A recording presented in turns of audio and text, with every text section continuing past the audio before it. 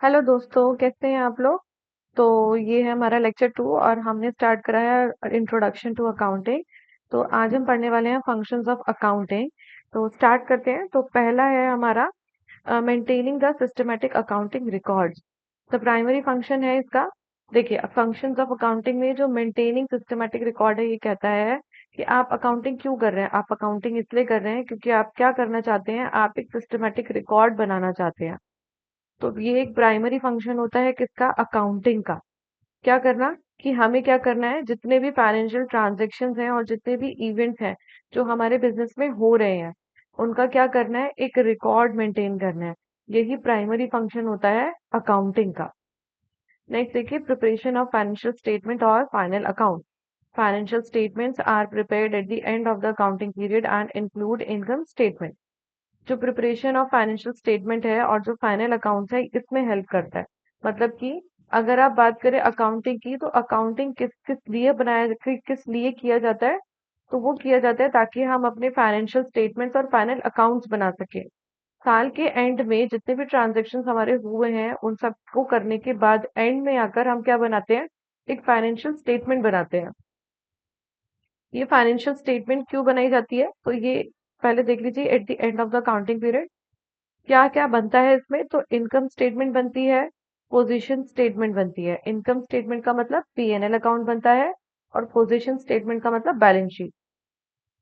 अब तो financial statement shows the financial performance, profit earned और loss incurred during the accounting year. अब financial statement क्या करती है, वो शो करती है आपकी फाइनेंशियल परफॉर्मेंस को।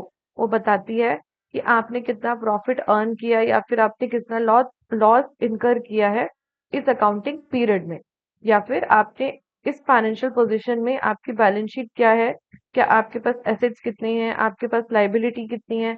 ये सब कौन बताता है, ये बताता है आपका functions of accounting. Both the statements are important for all the users for taking decision. Decision making में भी हेल्प करने के लिए आपको ये फाइनेंशियल स्टेटमेंट्स बनानी पड़ती हैं।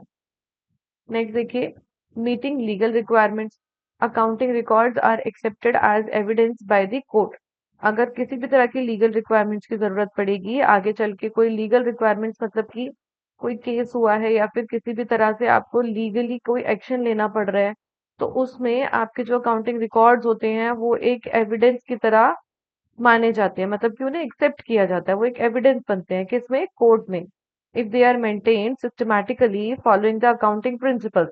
अगर आप सही प्रिंसिपल्स को फॉलो करके इनको मेंटेन करते हैं सिस्टमैटिक तरीके से, और besides the laws such as companies act, और किन किन लॉज का यूज करके, कंपनीज एक्ट का यूज करके, इनकम टैक्स एक्ट का यूज करके, जीएसटी एक्ट का यूज करके, तो submission of return in the form and period as it prescribed in the law. The return can be submitted if the accounting records are maintained systematically and timely. तो अगर आप एक तो systematic तरीके से, और अगर आप सही एक्ट का और सही प्रिंसिपल्स का, सही अकाउंटिंग प्रिंसिपल्स का यूज करके अगर आप क्या कर रहे हैं, अपने रिकॉर्ड अकाउंटिंग रिकॉर्ड्स को मेंटेन कर रहे हैं, तो ये लीगल रिक्वायरमेंट्स में भी हेल्प करते हैं। किसी तरह का रिटर्न, जो टैक्स का रिटर्न होता है उसमें, और कोई लॉ अगर आया है उसमें, ये हेल्प करता है। अब नेक्स्ट है आपका कम्युनिकेशन एंड फाइनेंशियल इंफॉर्मेशन। अब जैसे ही आपकी एक अकाउंटिंग पीरियड खत्म होती है, लेट से अभी चल रहा है 2025, तो 2025 अगर हम इसका ये अकाउंटिंग पीरियड देखें, तो ये स्टार्ट कब हुआ होगा, ये हुआ होगा 31 मार्च 2024 को। सॉरी सॉरी सॉरी सॉरी, ये स्टार्ट हुआ होगा 1 अप्रैल 2024 को। ठीक है, और ये एंड कब हुआ होगा, ये वाला काउंटिंग ईयर ये हुआ होगा 31 मार्च 2025 में। ठीक है, इसके बाद अब जो हमारा नेक्स्ट अकाउंटिंग ईयर होगा वो होगा हमारा 1 अप्रैल 2025 से लेके 31 मार्च 2026। इस अकाउंटिंग ईयर के बारे में बात करते हैं। ये तो एक हो गया आपका, दूसरा अकाउंटिंग ईयर होता है ये। तो यहाँ पर जैसे ही अकाउंटिंग ईयर आपका एंड होगा हमारा यहाँ पर, तो यहाँ पर आपने फाइनेंशियल स्टेटमेंट्स बनाए होंगे। जैसे लिखा है कि it is yet another function of accounting to communicate the financial information to the users. आप जैसे ही आपका अकाउंटिंग पीरियड खत्म होता है, अकाउंटिंग पीरियड खत्म होने के तुरंत बाद आप क्या करते हैं, आपके जो भी फाइनेंशियल इंफॉर्मेशन होती है ना, फाइनेंशियल इंफॉर्मेशन मतलब फाइनेंशियल स्टेटमेंट की बात कर रहा है, आपने बैलेंस शीट बनाई, आपने पीएनएल अकाउंट बनाया, इन सबको आप किससे बताते हैं? यूजर्स को बताते हैं। ये सब आप किसके साथ कम्युनिकेट करते हैं? यूजर्स के साथ करते हैं। विच में बी इंटरनल यूजर्स और एक्सटर्नल यूजर्स। ये दो तरह के यूजर्स होते हैं, इंटरनल यूजर्स और एक्सटर्नल यूजर्स। अब आप ऐसे याद रखेंगे कि ऑर्गेनाइजेशन के जो अंदर के लोग होते हैं वो इंटरनल होते हैं, और जो ऑर्गेनाइजेशन के बाहर के लोग होते हैं उन्हें एक्सटर्नल कहते हैं। ठीक है, हम नेक्स्ट स्लाइड में समझेंगे। Such as management, bank, employees, government authorities etcetera. ये सब क्या होते हैं? ये अकाउंटिंग यूजर्स होते हैं। मैनेजमेंट मतलब जो ऑर्गेनाइजेशन के अंदर काम कर रहा है वो, बैंक जो बाहर के हैं, एम्प्लॉयज बाहर के, गवर्नमेंट बाहर की, ये सब चीजें, ये सब क्या करते हैं? इन सबको चाहिए होता है हमारी अकाउंटिंग इंफॉर्मेशन, ताकि पता लगा सके कि ऑर्गेनाइजेशन में चल क्या रहा है।